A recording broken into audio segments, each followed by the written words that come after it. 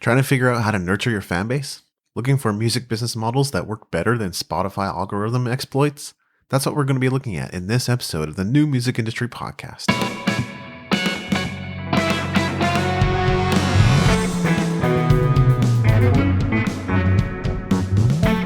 You're listening to the New Music Industry with David Andrew Wiebe.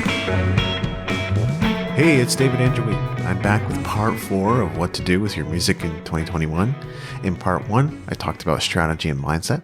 In part 2, I talked about tools to help you set up your website, promote your music, and do competitive analysis with. In part 3, we looked at analytics, cryptocurrency, and growing your list. Part 4 is where you'll start to see a lot of it come together.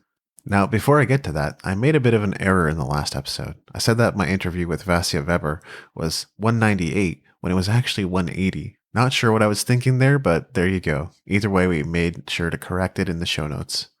Let's get into part 4. 1. Connect with everyone who comes through your doors.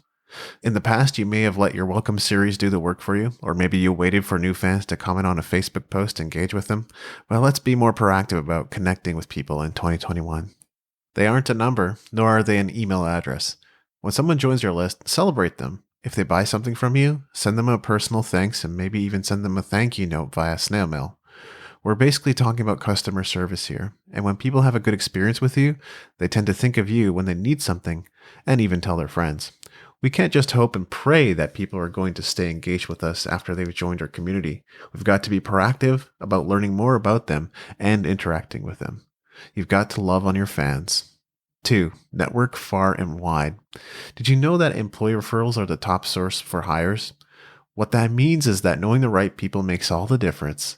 People do business with those they know, like, and trust. So many people want to work their way straight to the top, and unfortunately, it generally doesn't work that way. You need to start with your local scene and get to know the movers and shakers. Even in a city like Calgary, where I used to live, there were successful songwriters who I ended up connecting with. Might they know a thing or two about writing great songs? Would they know some people of influence? Could they co-write with me or introduce me to a manager, producer, or label? You bet they could, but I'm not counting on that. My prerogative is to build an authentic friendship with them. And maybe next time they need an opening act or need a lead guitarist to play on their project, they'll think of me. But I need to stay top of mind with him if I have any hope of getting the call. So whether it's sending thank you notes, sharing an interesting article with him, going to their workshops, or otherwise, I'd better show up when I can. Despite lockdowns, now's the best time to expand your network, and it doesn't matter what platforms you're using to do it. I like Twitter a lot. It's instant and easy, and there are so many smart people on the platform. But pick what works for you. If you'd like to go deeper into networking, have a listen to episode 149 of the podcast with Brian Bob Young. 3. Pursue sync licensing and placements. In part 1 of this series, I talked about making more music. Well, if you want to pursue sync licensing and placement opportunities, then you're going to need to get used to cranking out the tunes. The upside potential of getting your music into media is amazing, and you don't even need a fan base to make an independent income at it. Now, you might read something online about how to get into this part of the industry and come away feeling like it's too complex, nerve-wracking, or high stakes. Look, I need you to focus. Get started, get going, and adjust as you go. Don't worry about the details so much. That's going to paralyze you. If you want to earn a real independent income in music, get off Spotify and give this area of your career some serious attention. Create accounts with Reverb Nation, Music X-Ray, Sonic Bids, and Rumblefish. You're going to figure out whether those platforms work for you relatively quickly. And to be honest, licensing and placements largely comes down to relationships, which goes back to my last point. If you'd like to learn more about licensing and placements, have a listen to episode 19 of the podcast with Helen Austin and episode 211 of the podcast with Adam McGinnis. 4. Set up a fan club or membership site. There has never been a better time to set up a fan club or membership site. The technology is better and easier than it's ever been. Look, chances are you're not going to make thousands of dollars on Spotify, and it's so much easier to do with a membership site. If you had 30 people paying you $100 per month, just like that, you're making $3,000 per month. If that seems out of reach for you, then get 300 people paying you $10 per month. The economics of it still make more sense than Spotify. If you're not tech savvy and you're just getting started, then take advantage of a free platform like Patreon to set up your membership.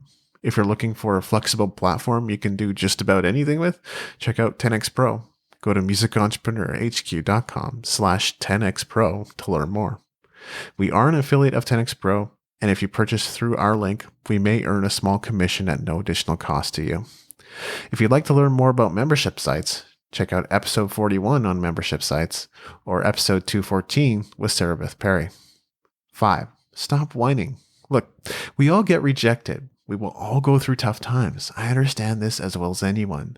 But don't let your emotions spiral into prolonged pity parties. Some people won't answer your emails. Some people will say no. Others will berate you for daring to contact them in the first place. It's just how it is, and it's not your fault. You're doing the best you can with what you got. Mistakes will be made.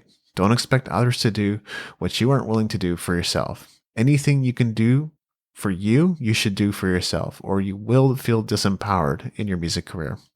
Making music has never been easy, and it will require a tough mindset. If you need more help in this regard, have a listen to episode 216 of the podcast on offense. So here's today's episode summary. 1. Be more proactive in connecting with your fans. Make a lasting impression on them.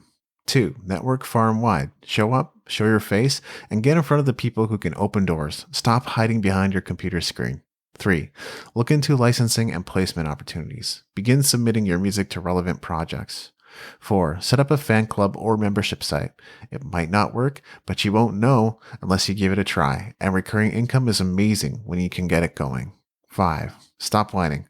We all experience rejection. We all go through tough times. It's about what you do with those experiences that count. Learn from your mistakes and fail forward. So if you're tired of doing dozens of things that don't grow your music career, if you're fed up with the stagnant, dwindling, or disengaged fan base, if you're sick of not earning the income you deserve from your music, head on over to musicentrepreneurhq.com/masterclass to learn all about how my latest course can help you. That's musicentrepreneurhq.com/masterclass. This has been episode 226 of the New Music Industry Podcast. I'm David Andrew Wiebe, and I look forward to seeing you on the stages of the world.